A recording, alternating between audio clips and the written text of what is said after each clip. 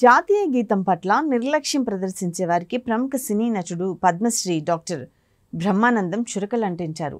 హైదరాబాద్ బేగం బజార్లో భగత్ సింగ్ యువసేన రాష్ట్ర అధ్యక్షుడు లడ్డూ యాదవ్ ఆధ్వర్యంలో నిన్న నిర్వహించిన 78వ స్వాతంత్ర దినోత్సవ వేడుకల్లో బ్రహ్మానందం పాల్గొని ప్రసంగించారు.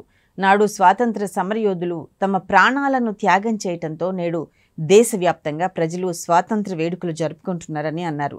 స్వాతంత్ర దినోత్సవం అంటే కేవలం జెండా పట్టుకుని తిరగటం కాదని అన్నారు. సంక్రాంతి, రంజాన్, క్రిస్మస్ పండుగలు ఎలాగో స్వాతంత్ర దినోత్సవం కూడా భారతీయులకు ఒక పండుగ లాంటిదని పేర్కొన్నారు.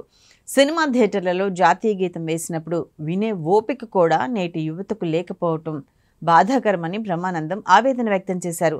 స్వాతంత్ర ఉద్యమంలో పాల్గొన్న మహనీయుల చరిత్రను, త్యాగాలను నేటి యువత తెలుసుకోవాలని ఆయన సూచించారు. అనంతరం విద్యార్థులకు బ్యాగులు, వికలాంగులకు వీల్ చైర్లను బ్రహ్మానందం చేతుల మీదుగా పంపిణీ చేశారు.